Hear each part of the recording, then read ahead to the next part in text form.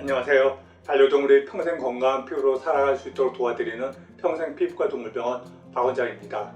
저희 병원은 다양한 피부 증상에 대해서 증상만 억제하는 약물이 아니라 근본적인 문제를 해결할 수 있도록 도와드리고 있습니다. 제가 반복적으로 유튜브를 통해서 이렇게 말씀드리니까 저희 병원에서 실제로 어떤 식으로 진료를 하는지 궁금해 하시는 분들이 많으십니다. 그래서 저희 병원에서 어떤 방식으로 진료를 하고 있는지 최근에 내원한 아이를 사례로 소개해 드리려고 합니다.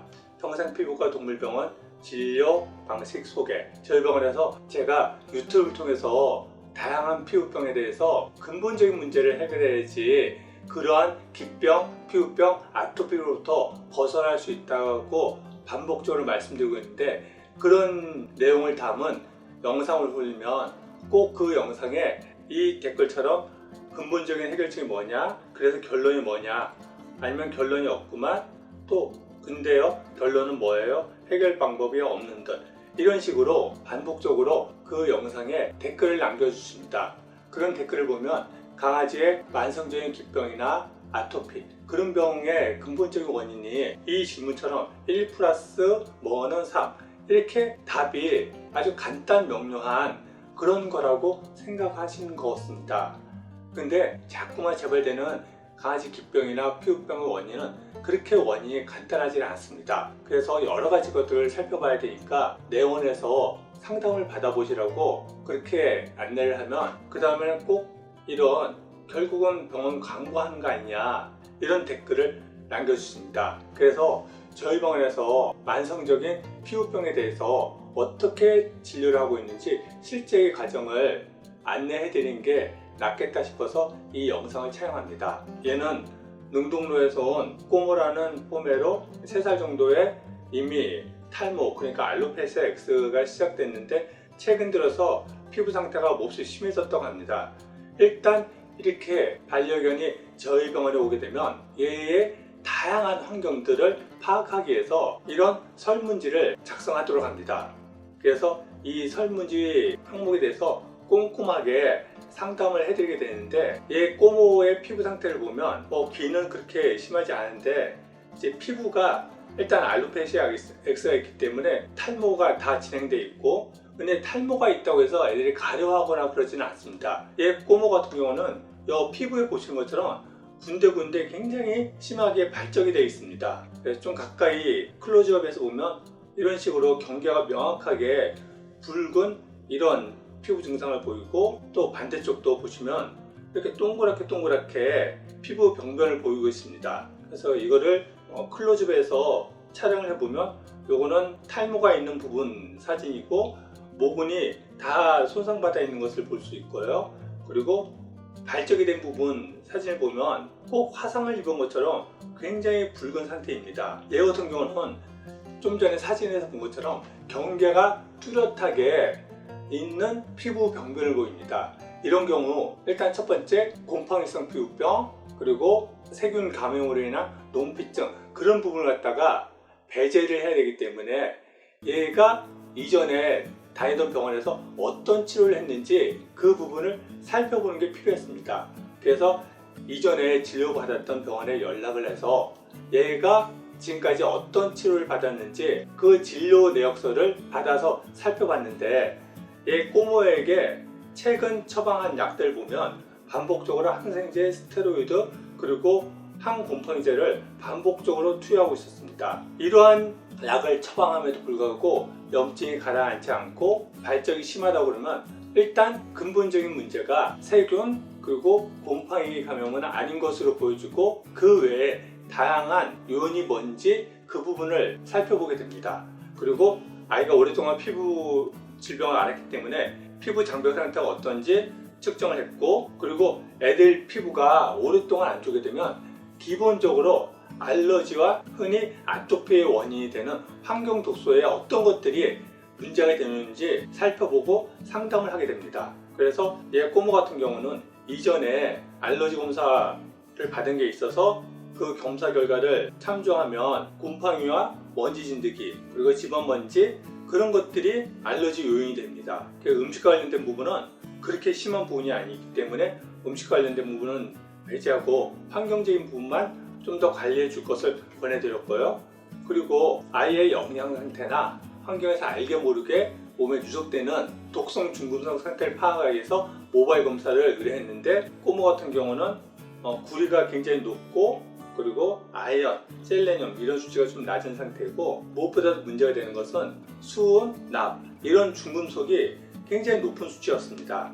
그러면 이런 거가 왜 아이 몸에 누적됐는지 그것을 살펴봐야 되는데, 수은 같은 경우는 주된 원인들이 이런 것들입니다.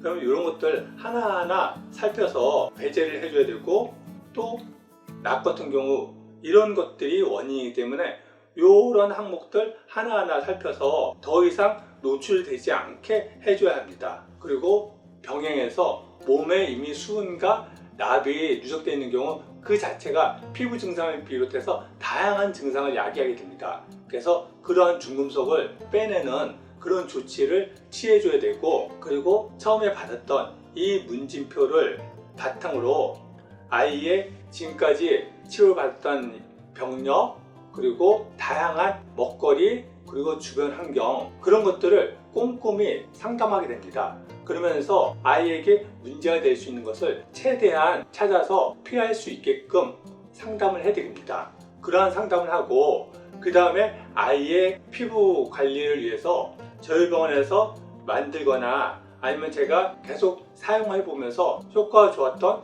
보습제나 아니면 유산균, 오메가3 그런 제품들을 아이의 피부 상태에 맞춰서 권해드립니다. 특히 저희 병원에서는 제가 국제 아로마 테라피스트로서 강아지 피부에 맞춰서 에센셜 오일 브랜딩해서 입욕제를 만들어 드립니다. 그래서 이 입욕제로 입욕을 할 수 있도록 안내해 드리고, 그리고 저희 병원에서는 반려동물 피부 전용 레이저를 이용해서 피부 증상이 부분적으로 굉장히 심한 경우 레이저 시술도 하고 있고, 또 먹거리와 관련돼서 원하시는 분은 가정식 레시피 처방 서비스도 하고 있습니다. 이 꼬모 같은 경우는 부분적인 문제가 아니기 때문에 레이저 시술이나 또 가정식 레시피에 대한 관심을 별로 보이지 않으셔서 그런 처치는 하지 않고 아이의 피부 관리를 할 수 있는 그런 천연 제품만 소개해 드렸습니다. 이렇게 상담을 통해서 세세하게 아이의 피부에 문제가 될 수 있는 원인을 찾아서 상담해 드리고, 필요한 제품을 추천하는 방식으로 상담을 해드리고 있습니다.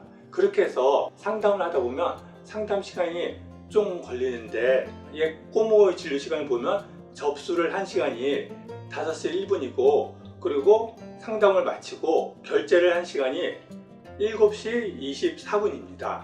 그래서 총 2시간 25분의 시간이 걸렸습니다. 이 꼬모 같은 경우는 이전 병원에 어떤 진료를 했는지 그 차트를 전달받는 시간이 그쪽 원장님이 진료 중에 가서 좀 기다리는 시간이 있고, 그래서 상담 시간이 좀 길어졌는데 보통은 1시간 반 정도 진료 시간이 걸립니다.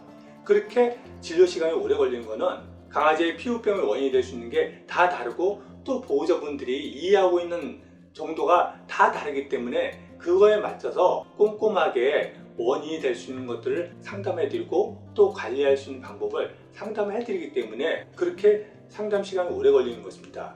이렇게 애들마다 원인이 다 다르고 그것을 찾아가는 시간이 좀 오래 걸리는데, 그거를 간단하게 모든 피부병, 기병을 앓고 있는 반려견의 그 원인이 어떤 거라고 하나 딱 짚는 것 자체가 불가능하다는 것입니다. 그래서 기병이나 피부병이 반복적으로 재발한다고 그러면 그 원인을 찾아서 해결하는 쪽으로 한번 상담을 받아보시라고 권해드리는 거고요. 그러면 이런 식으로 상담을 했을 때 아이들 피부가 좋아지느냐, 그 부분이 가장 궁금하실 텐데, 얘 같은 경우는 개포로에서 온 강호동이라고 푸들 9살 된 아이인데, 얘는 각질, 가려움증, 농피증 그런 증상으로 저희 병원에 왔습니다. 그래서 얘가 저희 병원 처음 왔을 때가 9월 29일이었고 피부에 보면 곳곳이 붉글붉하게 좀 솟아 있습니다. 그래서 좀 더 클로즈에서 보면 이런 식으로 비듬 같은 게 이제 많이 보이고, 그리고 손으로 만졌을 때 전체가 도돌도돌한 그런 상태였습니다. 이런 식으로 원형 각피가, 이걸 보통 박테리아 칼라렛이라고 그러는데, 이런 피부 병변을 보이는 데가 전체적으로 굉장히 많이 있었고, 그리고 배도 전체적으로 붉은 그런 상태였습니다. 그리고 좀 더 근접해서 촬영을 해보면 이런 식으로 피부 전체에 가피가 뒤덮여 있는 것을 볼 수가 있습니다. 얘가 9월 29일에 처음 절방안에 내원했었고, 얘 또한 근본적인 원인이 될 수 있는 것들 좀 전에 상담해 드렸던 방식으로 그렇게 상담해 드렸고, 그리고 아이의 피부에 도움이 되는 제품을 권해서 관리해 주도록 보내드렸습니다. 그러고 나서 2주 만에 10월 15일에 내원했었는데 피부 상태를 보면 전체적으로 비듬이 거의 사라졌고, 또 피부 만졌을 때 우들두들했던 것들도 굉장히 많이 진정된 그런 상태였습니다. 그래서 이렇게 보면 지난번에 붉긋붉긋 이렇게 올라있던 그런 것들도 거의 사라졌고, 배 부분도 이렇게 원형으로 있던 거 사라지고, 그리고 붉은 정도도 훨씬 가라앉은 것을 볼 수가 있습니다. 그리고 또 근접 촬영했을 때 여기에 전체적으로 뒤덮고 있던 것들 거의 사라지고 약간씩 흔적만 있는 것을 살펴볼 수 있고요. 그래서 처음 온 사진과 두 번째 사진을 비교해 보면 이렇게 부분적으로 있던 피부 증상들 거의 사라졌고, 또 피부 발적도 훨씬 완화된 것을 볼 수 있고요. 그리고 피부 증상도 밀착했을 때 이런 것들 거의 다 사라진 것을 볼 수가 있습니다. 그래서 보호자분도 아이가 굉장히 가려하고 비듬도 많이 떨어지고 냄새 나고 그랬었는데 그런 것들이 굉장히 많이 진정됐다고 놀라워했습니다. 그리고 또 다른 얘 같은 경우는 2월달에 내원했었는데 이렇게 탈모가 심했던 애가 한 5개월 있다 보면 탈모도 다 회복되고, 털 색깔도 어렸을 때 검은 털로 회복된 것을 볼 수 있고, 또 만두라는 귀가 거의 막혔었는데 거의 한 달 만에 많이 열려있는 것을 볼 수가 있습니다. 이런 식으로 제가 몇 마리 치료한 사례를 소개해드렸는데, 이런 사례 말고 네이버 지도에서 평상피부과 동물병원 검색을 해보시면 여기에 리뷰가 있습니다. 리뷰를 보시면 저희 병원에서 진료를 받은 보호자분들이 남긴 리뷰가 있습니다. 그 리뷰들 한번 읽어보시면 각 지역에서 오랫동안 진료를 받으면서 굉장히 상태가 안 좋았는데 한두 번 상담받고 저희 병원에서 안내준 대로 아이를 돌보면서 굉장히 많이 좋아졌다는 그런 리뷰를 볼 수 있습니다. 물론 저희 병원에서 상담받은 모든 애가 이렇게 좋아지지 않습니다. 근데 저희 경험에 의하면 가급적 초기에 상담을 받을수록 완치되는 경우가 훨씬 더 높고, 그리고 상담받은 반려견의 한 80% 정도는 좋아지는 것을 경험을 했습니다. 그렇기 때문에 지금 반려견이 반복적으로 기병, 피부병으로 고생을 하고 있다면 한번 근본적인 문제를 해결하는 쪽으로 아이를 돌봐주실 것을 권해드리고, 그러기 위해서 한번 내원하셔서 상담을 받아보시면 도움이 될 것입니다. 네, 오늘은 저희 병원에서 만성적인 기병, 피부병에 대해서 어떻게 진료를 하는지 그걸 안내해 드렸고요. 다음에 또 강아지 피부병에 도움이 되는 정보를 찾아뵙겠습니다.